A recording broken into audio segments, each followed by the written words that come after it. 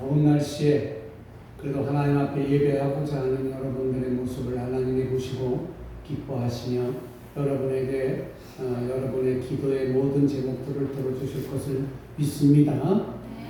세탁소예요. 갓 들어온 새 옷걸이가 있었어요. 세탁소에 가면 옷걸이가 많잖아요. 그 새 옷걸이가 들어왔는데 헌 옷걸이가 거기에 계속 있었던 헌 옷걸이가 새로 들어온 옷걸이한테 한마디를 합니다. 그 얘기가 뭐냐면은 너는 옷걸이라는 사실을 잊어서는 안 된다라고 얘기를 해요. 자기도 옷걸이면서 새로 들어온 옷걸이한테 너는 옷걸이라는 사실을 잊지 말아라 라고 강력하게 얘기했어요. 그러니까 새로 들어온 옷걸이가 있었던 헌 옷걸이에게 말하기를 왜 선배는 왜 이렇게 옷걸이에 대해서 이렇게 예민하십니까? 옷걸이가 어때서요? 그렇게 물었어요. 그랬더니 이 헌 옷걸이가 새 옷걸이한테 얘기하기를 그동안 내가 많은 옷걸이들을 봤는데 그 옷걸이들이 무슨 일이 있었냐면은 그 자기 옷걸이인 자기에게 좋은 옷이 걸쳐지면은 자기가 신분이 높은 양 교만해지더라. 그리고 자기에게 좀 누더기 같은 옷이 걸쳐지면 자기가 가난한 사람인 줄 알고 의기소침해지게 되는데 그렇게 해서는 안 된다. 우리는 옷걸이임을 잊어서는 안 된다. 우리에게 좋은 옷이 걸쳐질 때도 있고 좀 남루한 옷이 걸쳐질 때도 있으니까 이 사실을 잊지 마라라는 거예요. 그러니까는 이 헌 옷걸이가 새 옷걸이에게 하는 이야기는 자기가 갖고 있는 본체를 기억하라라고 하는 거예요. 자기의 진짜 능력을 인정할 수 있어야 된다는 거예요. 내가 선 자리를 알 수 있어야 된다는 거죠. 내 본체를 분명하게 알라고 하는 그런 이야기였던 거예요. 그러니까 내가 내 옷에 내 어깨에 좋은 옷이 걸쳐지면 내가 마치 그런 사람이 된 양 교만해지는 것을 주의하라라고 하는 이 경고의 말도 이 뜻도 내포되어 있는 것이에요. 그러니까는 우리가 이런 우리의 자신을 잘 알아가야 돼요. 여러분의 본체가 뭐냐면요, 여러분의 본체는요 그리스도인 할렐루야 하나님의 자녀예요. 여러분들은 세상 속에서 하나님의 자녀인 것을 잊고 살아가는 거예요. 그런데 어느 날 갑자기 여러분들에게 하나님의 사람인 여러분들에게 세상에 좋은 옷이 입혀질 때도 있어요. 그 옷이 물질의 옷일 수도 있고요, 명예의 옷일 수도 있고요, 권력의 옷일 수도 있어요. 그게 그렇게 입혀지는 옷들이 자기라 생각하지 마시라는 거예요. 나에게 원래 입혀졌던 옷은 하나님이에요. 할렐루야. 그래서 하나님의 사람으로 살아가야 된다는 사실을 잊지 마시기 바랍니다. 여러분 혹시 지금까지 살아오시면서 내가 지체 높은 분과 어떤 특별한 관계를 맺고 있다. 또 그분으로부터 내가 특별한 관심을 받고 특별한 사랑을 받고 있다 생각해 본 적 없습니까? 가령 말해서 이거예요. 내가 우리 장송 군수와 특별한 관계를 맺고 있고 그분의 특별한 관심을 받고 있고 그분에게 특별한 사랑을 받고 있다라고 생각해 본 적이 없느냐 이거예요. 우리는 어떤 의미에서 이러한 사회적인 어떤 그러한 높은 지위에 관심받는 것, 특별한 관계에 있는 것을 굉장한 자랑으로 여기고 살아갑니다. 그러나 어떤 의미에서 조금 더 깊숙이 들어가면 우리는 하나님으로부터 어떤 관계를 가지고 있느냐? 하나님은 우리를 특별한 관계를 맺고 계십니다. 그리고 하나님께서는 우리에게 특별한 관심을 갖고 계시고요. 우리에게 특별한 인정과 특별한 사랑과 특별한 돌보심을 갖고 우리에게 함께 하시는 거예요. 그러니까 우리가 그것을 피부적으로 느끼지를 못하는 것이 아니라 내가 하나님과 함께라고 한다는 것을 깨닫지 못하고 인지하지 못하기 때문에 그것이 하나님의 사랑인지, 그것이 하나님의 특별한 관심이었는지, 하나님의 특별한 인정이었는지를 깨닫지 못하는 거예요. 군수가 나에게 특별한 관심을 가져주는 거는 금방 느낄 수가 있어요. 전화 한 통만이라도 느낄 수가 있어요. 근데 하나님은 여러분에게 전화하지 않으세요. 어떻게 말씀하시느냐? 여러분이 예배를 드리는 이 순간마다, 여러분이 댁에서 기도하시는 그 순간마다 여러분의 귀에, 여러분의 가슴에, 여러분의 머릿속에 하나님께서 날마다 메시지를 주고 계시다는 사실을 아셔야 하는 거예요. 이거를 모르고 살아간다면 우리는 그리스도인으로서의 삶을 살고 있다 이야기할 수가 없는 거예요. 오늘 본문은 가만히 보면은요, 오늘 본문은 멸망을 앞둔 이스라엘 백성을 향한 하나님의 약속의 말씀들로 다 이루어져 있어요. 지금 오늘 본문에 나와 있는 지금 이 이스라엘의 역사를 보면은요, 그들이 지은 죄가 너무나도 많아요. 이스라엘 역사를 보면은 이스라엘 백성들이 하나님께 지은 죄가 너무나도 많아요. 엄청납니다. 그래서 하나님은 선지자들을 통해서 끝없는 하나님의 말씀을 전하기도 하고, 그럼에도 불구하고 이스라엘 백성들은 돌이키지 않았어요. 이제는 소망이 끊겼습니다. 하나님은 선지자를 보내 멸망이 오고 포로가 될 것이라는 예언의 말씀을 듣고 이스라엘은 크게 낙담하고 두려워하고 그렇게 뭐라고 할까요? 침체되어 있었어요. 그때 바로 하나님은 저들을 향해서 뭐라고 얘기하는 줄 아세요? 그 이스라엘 백성들을 향해서 두려워 말아라. 두려워 말아라. 이렇게 얘기하십니다.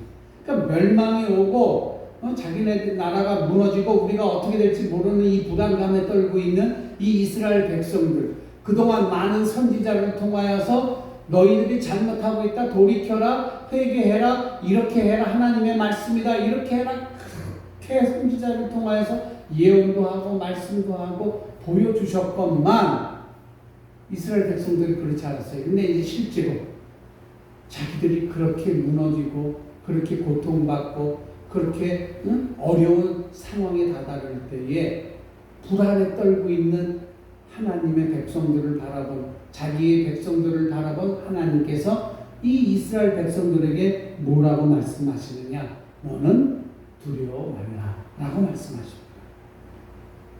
그리고 위로하고 계시는 거예요. 여기서 두려워 말라 라고 하는 이 말씀은요, 오늘 본문에서 나타나는 하나님께서 하신 약속의 말씀들 중 핵심이에요. 두려워 말라가. 이게 핵심이에요. 환경이 변화되는 것이 아니에요. 나라는 망하고 예루살렘은 불타고 백성들은 포로로 끌려갈 것이지만 그러한 극한 상황에서도 하나님은 이스라엘 백성들에게 두려워하지 말라라고 얘기하고 계시는 거예요. 그 어떤 환경 속에서도 두려워할 것 없다라고 하는 거예요. 환경을 초월하는, 모든 환경을 넘어서는 하나님의 은혜의 역사가 있기 때문에 하나님은 두려워하지 말라는 거예요. 이 이야기는 뭐냐면은 부모가 자녀가 두려워하는 일을 할 때에 두려워하지 마, 넌 할 수 있어 라고 용기를 주는 것은 부모가 그걸 할 수 있기 때문에 그래요. 그것을 넘어설 수 있기 때문에 그래요. 부모가 자녀에게 그걸 넘어설 수 있게끔 말해주는 자신감이 있기 때문에 그래요.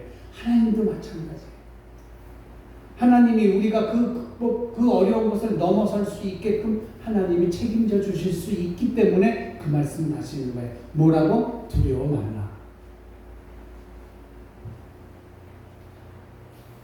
이 하나님의 은혜의 역사, 은총의 역사가 있기 때문에 하나님은 우리에게 강력하게 이 많은 약속들 가운데에 이 약속의 핵심으로 말씀하고 있는 거예요. 두려워 말라. 왜 두려워 말라 그랬을까요? 딱 한마디예요. 너는 내 것이다. 이 이야기예요. 이것 때문에 두려워 말라 그랬어요. 아무리 능력이 있고 인격이 좋은 아버지가 있어도요, 그 아버지가 내 아버지가 아니면 아무 소용이 없어요. 그분의 인격이나 능력이나 나와 상관이 없어요. 아무리 맛있는 음식이 막 즐비하게 내 눈앞에 있어도 그걸 내가 먹을 수 있는 상황이 아니면 그 음식은 아무것도 아니에요. 나에게 의미가 없어요. 그렇지 않나요? 하나님도 마찬가지예요. 하나님은 전능하신 분이잖아요. 말씀으로 천지를 창조하셨고 능력으로 세계를 붙들고 계시고 하나님을 찾는 사람들을 도와주고 그들에게 은혜와 복을 주시는 분이지만 하나님이 나와 상관이 없다면은 그 모든 은혜와 은총이 나와 상관이 없는 거예요. 이거를 알으셔야 돼요. 할렐루야!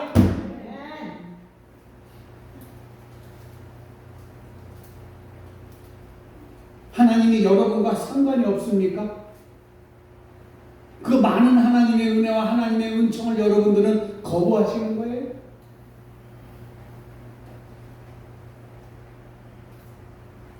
이 이야기를 잘 보면요, 하나님은 우리를 특별한 관계, 하나님께서는 우리와 나와 특별한 관계를 맺고 계십니다.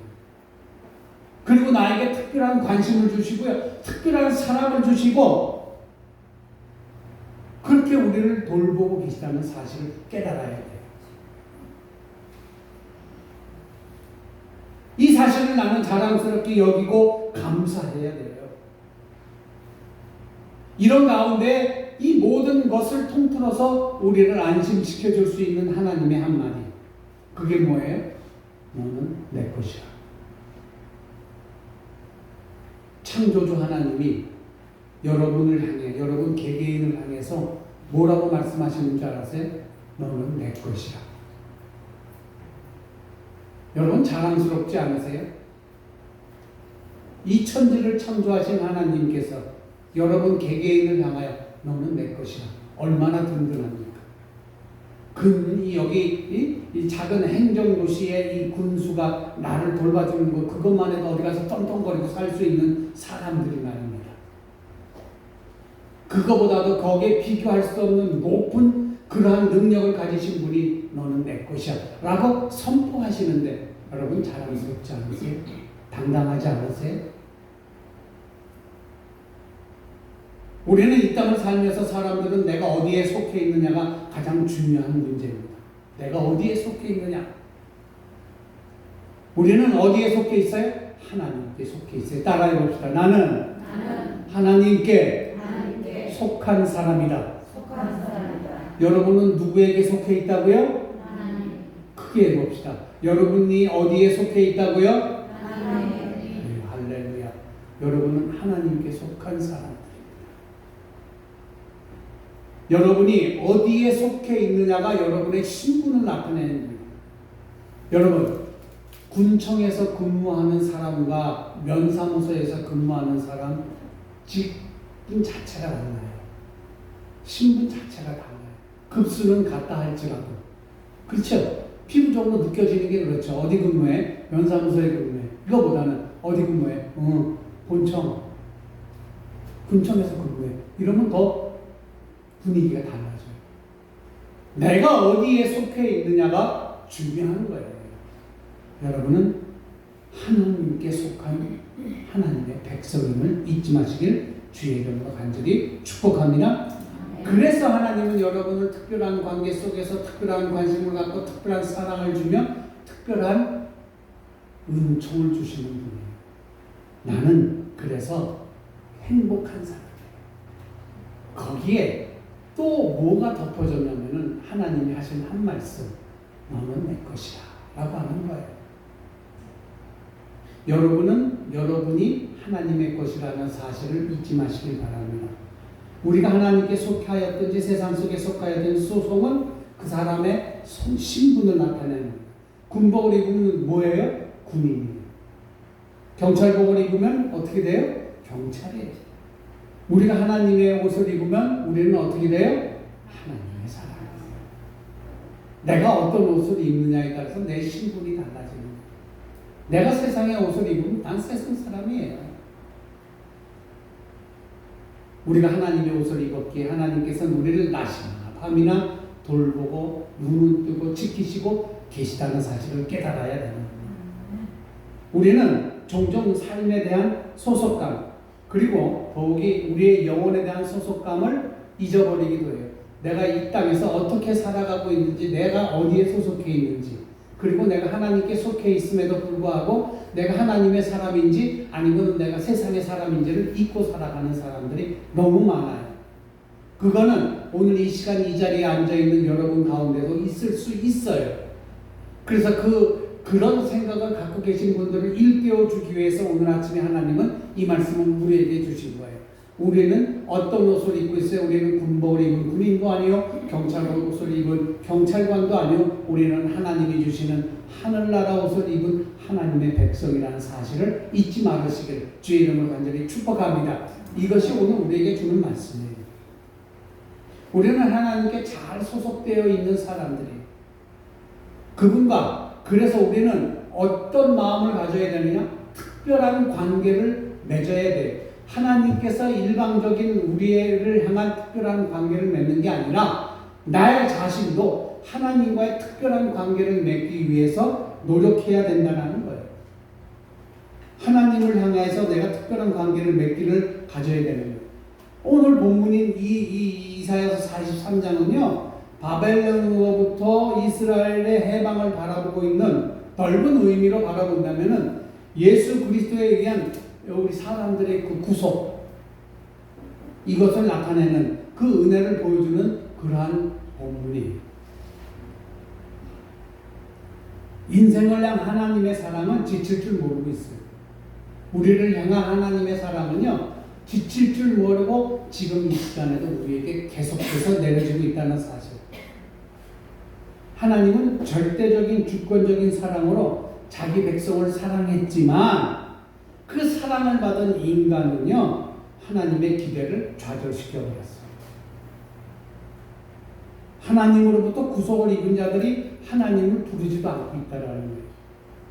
바로 저와 여러분을 두고 하는 소리예요. 깨달아야 돼요.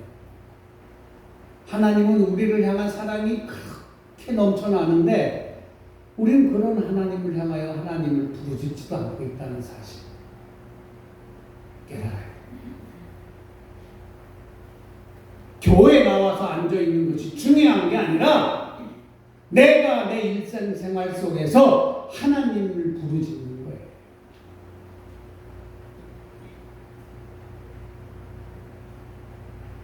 일주일 동안 여러분 하나님께 기도 얼마나 하십니까? 얼마나 하나님을 바라보려고 노력하고 있으십니까? 물론 하시는 분도 계시다는 거 압니다. 안 하고 있는 분들은 뭐예요? 깨달아야 되고 뉘우쳐야 되고 행동으로 옮겨야 됩니다. 무늬만 권사예요? 무늬만 교인이에요? 일주일에 단 한 번도 하나님을 향하여 하나님을 부르짖지도 않는 사람들이 어떻게 그리스도요? 그리스도인이 어떻게 권사요? 집사요? 목사요? 장로요?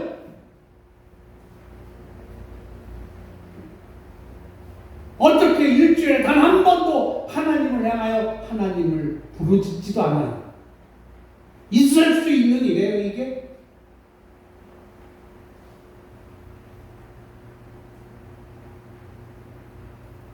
두려워하지 말고 이 세상을 살아가기 위해서는 날마다 하나님을 향하여 하나님을 부르짖는 거예요. 할렐루야. 지금까지 못한 건 다 잊어버리십시오. 그러나 오늘부터 하실 수 있어요. 오늘부터 매일매일 하나님을 향한 하나님을 부르짖는 지혜롭고 은혜스러운 성도 되길 주의 이름으로 간절히 축복합니다. 하나님의 것이 된 특권이 있어요. 여러분. 하나님의 것이 된 특권.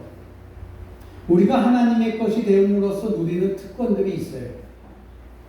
군인에 가면은 군인들이 다른 세상의 물건들을 싸게 살 수 있는 그러한 이 가게 어떤 상점이 있어요. 그걸 뭐라고 해요? 우리는 PX라고 하죠. PX에 가면은요, 우리 일반 세상 속에서 사는 물건보다 엄청 싸게 살 수 있어요. 공무원들은요, 공무원 공제조합이 있어가지고요, 그곳에서 사는 일반 이런 매장에서 파는 것보다 싸게 살 수가 있어요. 그게 특권이에요. 공무원 된 특권, 군인 된 특권, 경찰관이 된 특권. 그러나 하나님의 자녀 된 특권도 있어요. 그게 뭔지 아세요? 그게 임마누엘의 축복과 하나님의 보호하심과 하나님의 존귀하심이 함께하는 거예요. 할렐루야. 이걸 누려주세요. 자, 오늘 2절에 보니까 이렇게 되어 있네요. 내가 물 가운데로 지날 때 내가 함께할 것이라. 강을 건널 때에 물이 너를 침몰하지 못할 것이며 내가 불 가운데로 행할지라도 타지 아니할 것이요 불꽃이 너를 사르지도 못하리니. 자, 이 본문 2절을 자세히 살펴보면요, 하나님의 깊으신 뜻을 우리는 찾아볼 수가 있어요. 하나님은 예수 믿는 우리들에게 물속에 지나가지 않을 것이라고 하거나 예수 믿기 때문에 강을 건널 이유가 없다고 말씀하지 않으셨어요. 하나님을 믿기 때문에 불이 내 곁에 오지 않을 것이라 말씀하지 않으셨어요. 예수를 열심히 믿는데도 불구하고 물을 지날 때도 있고 불 가운데 지날 때도 있다고 말씀하시는 거예요. 신앙생활을 하다 보면은 물과 같은 곳을 빠질 수 있는 곳을 지나갈 수도 있고 뜨겁고 고통스러운 불 속을 지날 때도 있다라는 거예요. 그런 어려움이 있다 할지라도 하나님이 지켜주시겠다는 거예요. 할렐루야.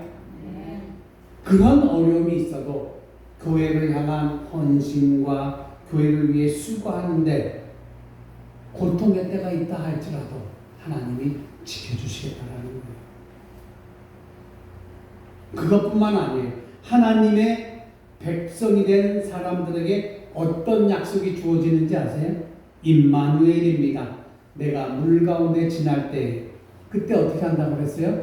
내가 함께 할 것이다 라고 했어요. 할렐루야. 환난과 역경이 성도에게 찾아오지만 그렇게 환난과 역경이 찾아오는 성도들에게 그렇게 고통스럽게 혼자 있게 하지 아니하고 하나님이 함께 하시겠다라는 거예요. 비록 우리의 인생이 풍랑이 일고 불꽃이 나를 삼킬 것 같은 그런 고난이 있을지라도 나와 함께 하시겠다는 거예요. 이게 하나님의 말씀이에요. 그리고 하나님이 하시고 싶은 일이고요. 하나님이 우리에게 내려주시는 은총이라는 거예요. 그 은총 속에는 보호가 있지요. 물이 너를 침몰치 못할 것이며 불 가운데 행할지라도 타지 않을 것이다 라고 하는 하나님의 보호, 이것이 우리에게 있는 거예요. 불꽃이 너를 사르지 못하겠다라는 거예요. 존귀함이 있다라는 거예요. 4절에 내가 너를 보배롭고 존귀하게 여기고 너를 사랑하였음즉 내가 사람들을 주어 너를 바꾸며 백성들로 내 생명을 대신하리니. 4절에 이렇게 기록되어 있단 말이에요. 여기에서 내가 너를 보배롭고 어떻게 여겼다고요? 존귀하게 여겼다고 했어요. 존귀하게. 그래서 이 4절을 보면은 나의 나된 가치를 알 수가 있어요. 내가 나된 가치는요, 하나님 안에서만 발견할 수 있는 가치. 세상 속에서는 내가 하찮은 존재일지 모르지만 하나님의 속에서는, 하늘나라 속에서는 나의 나된 가치는요, 특별하게 보배롭고 존귀한 가치를 지닌 사람이라는 거예요. 할렐루야. 이걸 잊지 말아야 돼요. 세상적으로 내가 초라할지라도요, 아니에요. 하나님께서는 나를 존귀하게 여기고 있거든요. 그렇기 때문에 하나님은 우리를 어떻게 특별한 관계를 맺고 있어요. 성경은 전체적으로 일관되게 뭐라고 얘기하는지 아세요? 하나님과 우리는 특별한 관계 속에 있다라고 하는 것이 성경 전체 속에 일관적으로 얘기하고 있는 거예요. 일관적으로 말씀하고 있는 거예요. 하나님의 약속을 기본적인 약속으로 줄여서 말한다는 거예요. 그러니까 성경 속에는 하나님이 우리에게 약속하신 것이 굉장히 많아요. 이걸 기본적인 약속을 줄여서 얘기한다면 뭐냐면은 나는 내 하나님이고 너는 내 백성이다. 이거예요. 이게 하나님의 기본적인 약속이에요. 이렇게 하나님과 우리와의 특별한 관계를 늘 말씀하셨어요. 그래서 하나님이 우리와 특별한 관계를 가지고 계시기 때문에 그래서 내가 너와 함께 있겠다라고 하시는 말씀은 생소한 말씀이 아니라 우리에게 옛적부터 약속하신 하나님의 약속의 말씀이라는 거죠. 할렐루야. 이게 하나님의 가장 기본적인 약속이에요. 내가 너와 함께 하겠다. 이것만으로도 우리는 좀 든든하지 않겠어요? 이것만으로도 하나님은 나와 정말 특별한 관계를 맺고 계시구나. 이걸 느끼지 못하시겠어요? 느끼실 거예요. 바보 아닌 이상 느끼실 수 있어요. 그렇다면 여러분 이걸 알아야 돼요. 우리가 가만히 보면 이 세상 속에서도 어떤 예술가와 그 예술가의 작품은 특별한 관계를 갖고 있어요. 우리는 하나님이 창조하신 창조물이에요. 그래서 우리는 그 하나님이라는 작가와 우리라는 작품이 특별한 관계를 맺고 있다는 거예요. 사람들이 판단할 때에 어떤 외모를 가졌느냐, 어떤 집안 배경을 가졌느냐가 중요한 게 아니에요. 정말 중요한 건 뭐냐면 내가 하나님과 어떠한 관계를 맺고 있느냐예요. 이게 중요한 거예요. 여러분 이제 한 주간 앞으로 오늘부터 시작해가지고 여러분 계시는 그날까지에 매일매일 생각하셔야 될 게 하나님과 나는 어떤 특별한 관계를 맺고 있느냐예요. 그러한 특별한 관계를 맺고 있느냐를 찾으면 하나님을 부르짖어 찾아야 할 것입니다. 1절 말씀에 너를 지명하여 불렀나니 너는 어떻게 내 것이다 라고 얘기하셨어요. 그리고 3절에는 뭐라고 그랬어요? 나는 여호와 내 하나님이라고 얘기하셨어요. 1절에서 내가 너를 지명하여 불렀나니 너는 내 것이다. 그리고 3절에 가서는 나는 여호와 내 하나님이라고 두 번이나 이야기하셨어요. 그 말씀은 나는 내 주인이고 너는 내 소유라고 하는 말씀과 또한 일맥상통하는 말씀입니다. 마치 목자가 자기 양을 하나하나 그 개성과 그 성품을 다 잘 알아서요 잘 챙기는 것 같아요. 여러분 작품이나 자녀를 돈으로 계산할 수 있을까요? 돈으로 계산할 수 없어요. 다른 사람들은 뭐 그림이나 이런 걸 돈으로 산다 하지만요 아니에요. 작가가 그 그림을 그린 작가가 자기 작품에 대해서 돈으로 계산할 수 없는 그런 사랑을 갖고 있어요. 사람들에 의해서 그냥 일반 사람들에 의해서 자기 작품이 금전으로 평가되지만 작가는 그 작품에 대한 자기의 사랑을 돈으로 표현할 수 없을 만큼 귀중한 사랑의 모습을 갖고 있다는 거죠. 그래서 우리는 하나님께서 우리에게 주신 특별한 관계가 있어요. 그리고 특별한 모습을 갖고 있고요. 그리고 특별한 사랑을 갖고 있어요. 그리고 특별한 관심 속에서 우리가 지금까지 살아오고 또 앞으로 살아갈 것입니다. 그래서 하나님은 우리에게 특별한 관심과 특별한 애착을 갖고 계시다는 사실을 우리는 알아야 돼요. 여러분 각자가 다 하나님의 특별한 관계를 갖고 있다는 사실을 인지하시길 바랍니다. 이렇게 되면 어떤 일이 일어나냐? 함께 하신다는 사실을 우리는 알 수가 있어요. 우리는 살다 보면은 우리 삶 속에서 오는 어떤 환난과 고통과 고난을 맞닥뜨릴 때가 있어요. 어떨 때는 내 탐욕이나 내 실수로 인해서 내 삶이 힘들어질 때도 있어요. 그럼 어떨 때는 나와 상관이 없는 것 때문에 내가 힘들어질 때도 있다라는 거예요. 어느 사람이 자기 인생 전체를 하나의 환상으로 보았는데 그 걸어온 길을 쭉 보니까 모래밭에 발자국이 찍힌 그 자기의 모습을 볼 수 있다. 그것밖에 못 봤다는 거예요. 그래서 그 발자국을 가만히 들여다보니까 그 발자국에는 기쁠 땐 기쁜 발자국이 있었고 힘들고 슬플 땐 슬픈 발자국이 있다라는 거예요. 그런데 와서 보니까 그 발자국이 쭉 있지만 그래도 자기가 여전히 서 있다라는 걸 발견한다는 거예요. 여러분들이 이 인생의 삶을 어떻게 살아왔는지는 모르지만 여러분들이 걸어온 발자국 속에는요 여러분의 아픔과 여러분의 고통과 여러분의 쓰라림만 있는 게 아니에요. 그 발자국 속에 함께 하신 하나님이 분명히 계시다라는 사실이에요. 여러분 힘든 그 발자국 속에는 하나님이 분명히 함께 하시고 함께 아파하셨다는 거예요. 우린 이거를 알아야 돼요. 왜 내 아픔과 내 힘듦은 나 혼자 겪어야 됐나? 이런 착각하지 마시라는 거예요. 하나님이 함께 하셨어요. 그래서 내가 걸어온 발자국들을 가만히 보니까 그 내 발자국 속에는 아픔이 있었고 고난이 있었고 힘듦이 있었고 슬픔이 있었어. 그런데 가만히 더 들여다보니까 거기에 눈에 띄는 무언가가 하나가 있는데 그게 뭐냐? 나와 함께 하시는 하나님이 계셨다는 사실. 그래서 가만히 보니까 하나님이 내 아픔과 내 고통과 내 슬픔과 내 기쁨 속에 함께 하셨다 라는 거예요. 지금까지 함께 하신 하나님, 앞으로도 여러분과 함께 하시길 바라는 거 아니에요. 누군가는 이렇게 말했어요.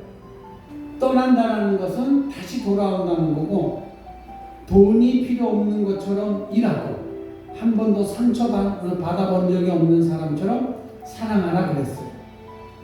아무도 널 보지 않을 것처럼 춤추고 아무도 듣지 않을 것처럼 노래하라. 지구가 마치 천국인 것처럼 살아가라 그랬어요. 성도 여러분, 지금 살아가시면서 가끔 어려움을 느끼지 않습니까? 특별한 관계 가운데 있으셔서 특별히 우리를 사랑하시는 하나님께서 이 환난 중에 우리와 함께 계시다는 사실을 깨달으시길 주의 이름으로 간절히 축복합니다. 이걸 알아야 돼요. 수많은 사람들 중에 나를 상대하시며 나를 창조하시고 나를 구속하시고 나를 지명하여 불러주셨고 내가 어떤 역경에 있더라도 나와 함께 하시는 그 하나님, 그 하나님을 우리는 잊지 말아야 되는 것입니다. 그래서 나를 부르시는, 내 이름을 부르시는 하나님의 음성 앞에서 내 존재를 깨달아야 될 것입니다. 그리고 내 존재의 목적이 무엇인가를 깨달아야 합니다. 그리고 하나님 요구에 부응하면서 오늘도 승리를 체험하며 살아가는 우리 동학교의 성도들 되기를 주의 이름으로 간절히 축원합니다.